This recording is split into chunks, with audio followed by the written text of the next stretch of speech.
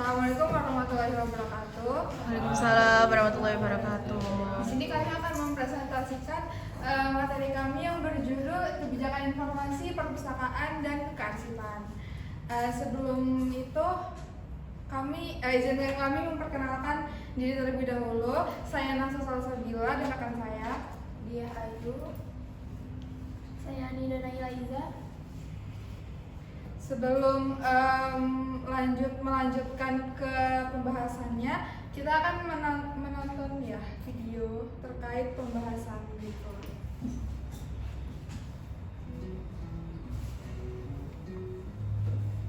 Hello, and on behalf of my colleagues, I would like to welcome you to this short video presentation about our department of Library Information and Archive Sciences.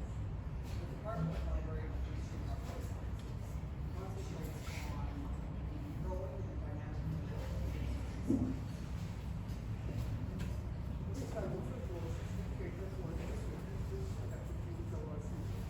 The department offers a diverse range of courses from the diplomas and graduate level.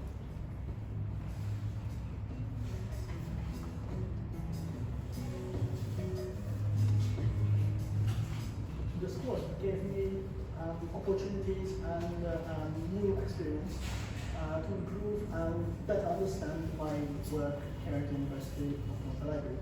Something that was really interesting during this course were the visits to various institutions like museums, and library, archives, which provided a more hands-on and practical approach to the information professional field.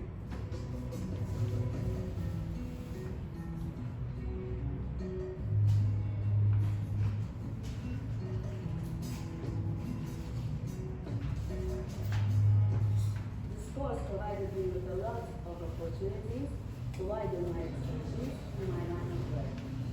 One of the most exciting experiences during this course was doing practical work on Maltese archive.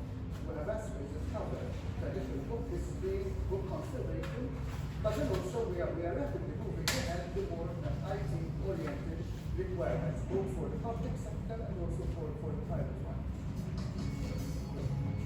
This is a unique opportunity not only for students who would like to take librarianship as a profession, but also for those students who are interested in the cultural sector.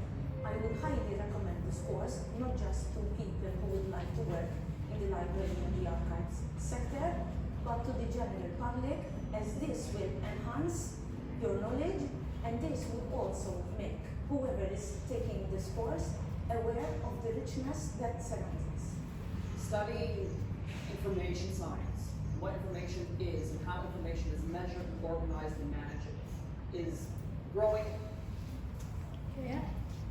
Di sini saya akan menjelaskan pengertian dari setiap kebijakan. Yang pertama ada kebijakan dari informasi, yaitu memiliki pedoman untuk mengatur pengelolaan, penggunaan, dan juga distribusi informasi dalam suatu organisasi. Lalu tujuannya untuk memastikan bahwa setiap informasi itu dapat diakses dengan mudah, dikelola dengan baik, dan juga dilindungi dari risiko penyalahgunaan atau kehilangan. Yang kedua ada kebijakan perpustakaan, yaitu memiliki pedoman yang mengatur berbagai aspek pengelolaan dan juga layanan perpustakaan.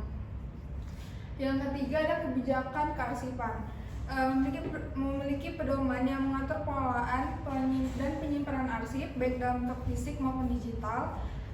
Tujuannya untuk memastikan bahwa arsip itu dapat diakses, dilindungi, dan juga dikelola dengan baik.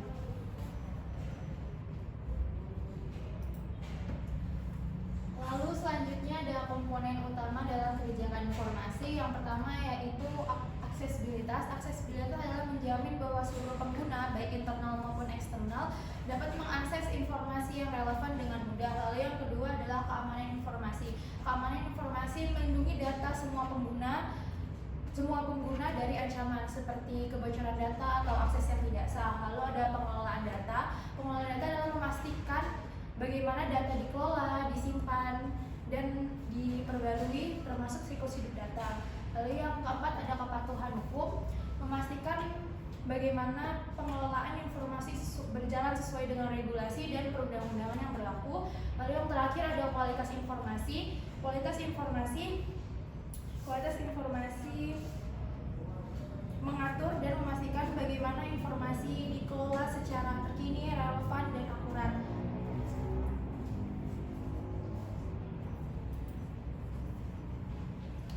Selanjutnya ada elemen-elemen penting yang ada di dalam kebijakan perpustakaan. Yang pertama ada pengumpulan dan seleksi, yaitu mengatur bagaimana cara kita memilih buku, jurnal, bahan lainnya agar sesuai dengan kebutuhan kita sebagai pengguna. Yang kedua ada layanan penggunaan.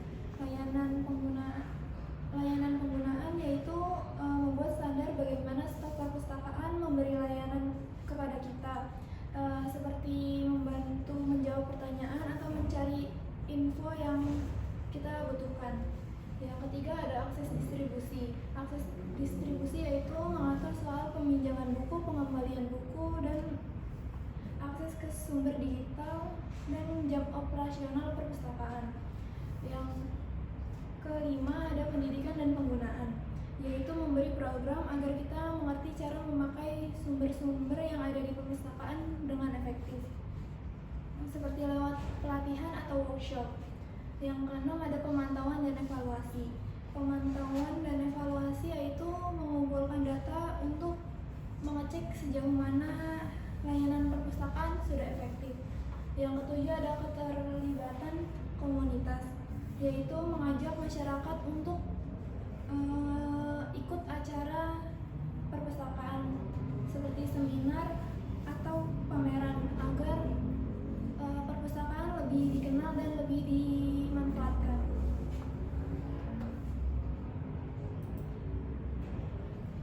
Lalu selanjutnya ada manfaat dari adanya kebijakan informasi perpustakaan dan kearsipan. Yang pertama yaitu perlindungan dan pelestarian arsip. Kebijakan kearsipan membantu dalam melestarikan dokumen-dokumen berharga seperti dokumen sejarah, dokumen kebudayaan, ataupun dokumen administrasi. Hal tersebut mencegah dari hilangnya data atau dokumen penting. Lalu yang kedua adalah mendukung transparansi dan akuntabilitas. Kebijakan informasi memungkinkan pengelolaan arsip yang akuntabel dan mendukung transparansi pemerintahan dan lembaga publik. Lalu yang ketiga ada pengembangan literasi informasi, membantu meningkatkan literasi dalam masyarakat. Hal tersebut membantu mereka agar lebih cerdas dan lebih kritis dalam mencari dan memahami informasi. Lalu yang terakhir ada perlindungan hak dan privasi. Kebijakan informasi juga memastikan perlindungan hak dan privasi dari seluruh pengguna. Ini membantu dalam menjaga data atau data sensitif atau informasi pribadi agar tetap aman.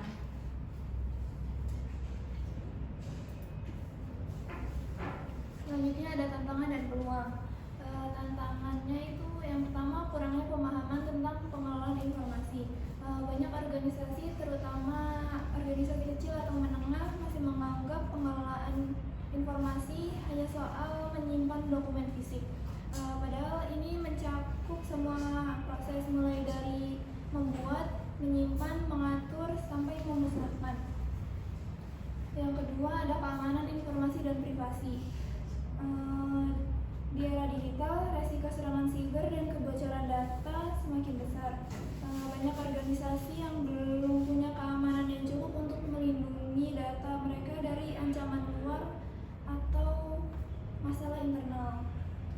Ya, selanjutnya ada peluang. Yang pertama meningkatkan edukasi dan kesadaran, yaitu pelatihan dan sosialisasi dapat meningkatkan pemahaman pegawai tentang pengelolaan informasi sehingga kebijakan lebih efektif dan konsisten. Yang kedua ada memperkuat keamanan digital, yaitu tantangan keamanan membuka peluang untuk memperbarui infrastruktur IT seperti enkripsi, autentikasi ganda, dan pelatihan keamanan siber.